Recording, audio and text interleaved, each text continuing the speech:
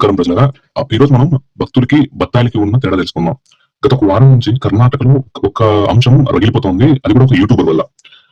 ఏంటంటే ధర్మస్థలంలో ఒక 12-15 ఇయర్స్ ముందు సౌజన్య అనే ఒక అమ్మాయిని రేప్ చేసి చంపేశారు. దారుణంగా రేప్ చేసి చంపేశారు.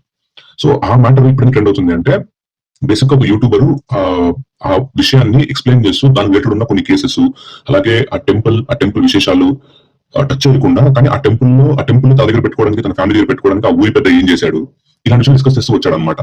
సో ఆ టెంపుల్ ని తమ దగ్గర పెట్టుకోవడానికి ఆ పెద్ద మనుషుల ఫ్యామిలీ దాన్ని జైన టెంపుల్ అని చెప్పి ఎండోర్స్మెంట్ డిపార్ట్మెంట్ కి చెప్పడం వల్ల అది వాళ్ళ ఉండిపోయింది, ప్రైవేట్ టెంపుల్ అయిపోయింది. అది బేసిక్ గా అబ్బాయి ఎక్స్ప్లెయిన్ చేసే కేసెస్ అంటే ఏంటంటే, ఒకటి సౌజన్య కేసు మనం స్టార్ట్ చేసిన కేసు, రెండు వచ్చి నారాయణ యమున కేసు. ఇక్కడ నారాయణ వచ్చి ఒక మావటి, అంటే ఆ ధర్మస్థలం గుడిలో తరతరాలుగా తన తండ్రి తాతలు మావటిగా పనిచేస్తే ఆ జాబ్ ఆయన తీసుకున్నాడు అనమాట. ఆయనకు ఒక ల్యాండ్ ఇవ్వబడింది ఆ గుడి దగ్గర నుంచి, తన తండ్రి నుంచి తనకు వచ్చింది అనమాట ఆ ల్యాండ్. తర్వాత ఆ గుడి ఏదైతే ఉందో ఆ గుడిలో ఉండే పెద్ద మనుషులకి ఆ ల్యాండ్ వాల్యూ పెరిగింది తెలిసిన తర్వాత ఆయన అడిగారు, ఆ మావటిని అడిగారు. ఆయన ఇవ్వని చెప్పాడు. మా నాన్న ఇచ్చిన ఏకైక ఆస్తి నాకు, అది మా నాన్న గుర్తుంది, నేను ఇవ్వనేసరికి తన ఫ్యామిలీ నుంచి హింసలు పెట్టారు, అన్ని చేశారు. ఫ్యామిలీ వదిలేసి వెళ్ళిపోయింది. కేవలం ఆ నారాయణ అనే ఆయన చెల్లెలు యమున మాత్రం ఇంట్లో ఉండేటోళ్ళు.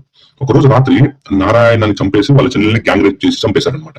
సో నెక్స్ట్ కేసు ఆయన మాట్లాడేది వచ్చి వేదవల్లి కేసు. ఒక టీచర్, మన పెద్ద మనుషుల ప్రైవేట్ స్కూల్లో ఉన్న ఒక టీచర్ అనమాట. ఆమె హైలీ క్వాలిఫైడ్ టీచర్, తన ఊర్లో ఉండాలి, అక్కడ సేవ చేయాలని అక్కడే ఉండిపోయింది. పైగా ఒక రోజు అక్కడ ఉన్న ప్రిన్సిపాల్ రిటైర్ అయిపోవడం వల్ల తనకే వస్తుందని చెప్పి ఎక్స్పెక్ట్ చేస్తుంది. కానీ తన క్యాస్ట్ తక్కువ అవడం వల్ల ఆ పెద్ద మనుషులు వేరే తమకు దగ్గరగా అగ్రవర్ణ వాళ్ళు తీసుకొచ్చి కూర్చోబెట్టారనమాట. దీనికి ఆమె కొంచెం కోపం వచ్చి ఫైట్ చేసింది. ఫైట్ చేయడం చూసి అలా నచ్చలేదు. ఒక రోజు రాత్రి మేము ఇంటి మీద అటాక్ చేసి ఆ వేదవతి గారిని గ్యాంగ్ రేప్ చేసి తగలబెట్టి చంపేశారు.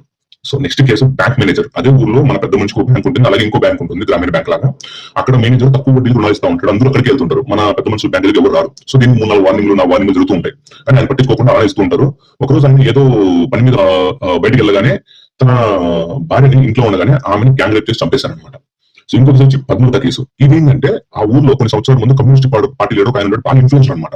పక్క ఆయన గెలుస్తాడు గ్రామ పంచాయతీ ఎలక్షన్, గుర్తుపెట్టుకో, గ్రామ పంచాయతీ ఎలక్షన్స్ ఆయన గెలుస్తారనగా ఆపోజిట్ లో ఈయన మన ఆ ఊరి పెద్ద మనుషుల చెందిన ఒక మనిషి ఉంటాడు. ఆయన నేనే గెలిపించాలని చెప్పి ఆయన 2-3 వార్నింగ్లు ఇస్తారు మన కమ్యూనిస్ట్ లీడర్ కి. ఆయన ఒప్పుకోడు, విచారణ తీసుకోవడం అనమాట. ఆయన వేసిన ఒక అభ్యర్థి పత్రాన్ని ఆయనకు తీసుకోవడం అనమాట. ఆ తర్వాత ఏమవుతుందంటే వాళ్ళ కూతురు కిడ్నాప్ అవుతుంది. 53 రోజుల తర్వాత దొరుకుతుంది. 53 రోజులు ప్రతిరోజు ఆమె గ్యాంగ్ రేప్ చేశారు. ఆ అమ్మాయి నేత్రవతి దొరుకుతుంది. ఇది ఒక్కటే కాకుండా మన పెద్ద మనుషులు మెయింటైన్ చేసే టెంపుల్ అదొక జైన్ టెంపుల్ డిక్లేర్ చేసుకున్నారు. మనం ఇప్పుడు బత్తాలు పిసికేసుకున్నారు. ఇక్కడ హైలైట్ ఏంటి అంటే దీనికోసం గిరీష్ అనే పెద్ద మనిషి, తర్వాత ఒక బీజేపీ స్వాభిమాని, అంటే బీజేపీ యొక్క అభిమాని ఒక ఆయన మహేష్ శెట్టి అని ఒక ఆయన చాలా సంవత్సరాల నుంచి దీని గురించి పోరాడుతూ ఉన్నారనమాట. వీళ్ళకి ధర్మం ముఖ్యం కాలేదు, వీళ్ళకి కేవలం న్యాయం ముఖ్యమైంది. సో ఈ మ్యాటర్ చాలా జరుగుతూ ఉంది, చాలా పెద్ద విషయం. ఇది గుళ్ళో ఇంత అవ్వడము, తర్వాత మన గిరీష్ ఒక ఎక్స్ పోలీస్ ఆఫీసర్ అక్కడ లంచాలు చూసి బయటకు వచ్చేసి, కరప్షన్ చూసి బయటకు వచ్చేసిన ఆయన ఇక్కడికి వచ్చి చాలా ఎంక్వైరీలు చేసి చాలా చేశారు. మన సౌజన్య కేసు ఒక అబ్బాయిని సంతోషంగా ఆయన ఇరికించారు, మెంటలీ అన్స్టేబుల్ ఆయన్ని. సో తర్వాత ప్రూఫ్ ఎందుకు వదిలేశారు బయటకు ఆయన్ని. అలాంటిదే ఇప్పుడు ఏమవుతుందంటే గిరీష్ ఇలాంటి కేసులు బయటకు తీశాడు. 17 ఇయర్స్ అమ్మాయి, తర్వాత అనన్య అనే ఒక కోల్కతా అమ్మాయి, తర్వాత 7 ఇయర్స్ ఉండే పాప, ఇలాంటి గ్యాంగ్ రేప్ కేసులు అదే ఊర్లో అక్కడ జరిగే వాళ్ళంతా అక్కడ ఉన్న నేత్రవతి నదిలో దొరికారు అనమాట. సో ఇది ఇన్ఫర్మేషన్. ఇప్పుడు అనుకోవచ్చు దీనికి బత్తాయిలకి భక్తులకి డిఫరెన్స్ ఏంటి అని. కర్ణాటకలో 90% జనాలు సోషల్ మీడియా యాక్టివ్ గా పార్టిసిపేట్ చేసి సోషల్ మీడియా వాడే జనాలు అందరూ కలిసి ఒక తాటి మీదకి వచ్చి సౌజన్య కేసు మీద పోరాడుతూ ఉన్నారు. సమీర్ కి యూట్యూబర్ పేరు సమీర్, MD మొహమ్మద్ సమీర్ బల్లారబ్బాయి. దాని దగ్గరికి వచ్చి పోరాడుతూ ఉన్నారు. ఏం చేద్దాం అంటే పోరాడుతూ ఉన్నారు, మనం ఏదైనా వదిలేదు లేదు, ఈ అబ్బాయిని సపోర్ట్ చేద్దాం. కానీ ఒక 10% ఊరకొక్కలు ఉన్నాయి. అవి నుంచి తెలుసా, నువ్వు ఒక ముస్లిం అయ్యి ఉండి మా ధర్మం గురించి మాట్లాడుతున్నావు, మా ధర్మం తీసా ఉంటాం నీకు. ఇక్కడ గుర్తుపెట్టుకోవాల్సిన అవసరం ఏంటంటే ఇక్కడ చనిపోయిన, హింసించబడ్డ, ఘోరాలు గురైన ప్రతి ఒక్కరు హిందూ అమ్మాయిలు, ఫ్యామిలీలు. మన బత్తాయికి అవన్నీ లేదు. ఆడు ఆ గుడిని జైన్ టెంపుల్, అది ఫ్యాక్ట్, అది డాక్యుమెంట్ ఉంటుంది. ఆ ఫ్యాక్ట్ నచ్చట్లా మనం కొట్టేసుకోవాలి. ఇప్పుడు ప్రస్తుతానికి ఆ ఫ్యాక్ట్ నచ్చదు.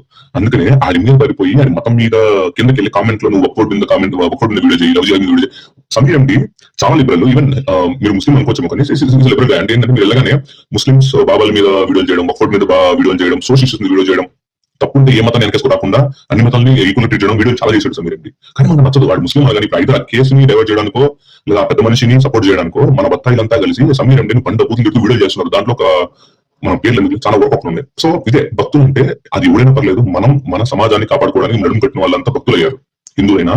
కానీ వాడు ఏం మాట్లాడతాం మాకు సంబంధం లేదు, వాడు ఏం ఘోరాలు ఏం జరిగే మాకు సంబంధం. కానీ వాడు ముస్లిం అయ్యి ఉండి మా ధర్మం గురించి మాట్లాడాడు. ఇప్పుడు ఆ ధర్మం గురించి వాడు మాట్లాడాల్సిన అవసరం వచ్చింది. ఆడు ఒక ముస్లిం వాడు కావాలని రెచ్చగొడుతున్నాడని చెప్పి ఈ ఒక్కొక్క బత్తాయిలు వాగుతా ఉన్నాయి. సో ఇదే డిఫరెన్స్ హిందువులకి బత్తాయిలకి. భక్తులకి బత్తాయిలకి ఇదే డిఫరెన్స్. ఎగ్జాక్ట్లీ ఇదే డిఫరెన్స్. ఇంకేం లేదు. మేము బత్తాలు అనడానికి రీజన్ ఇదే.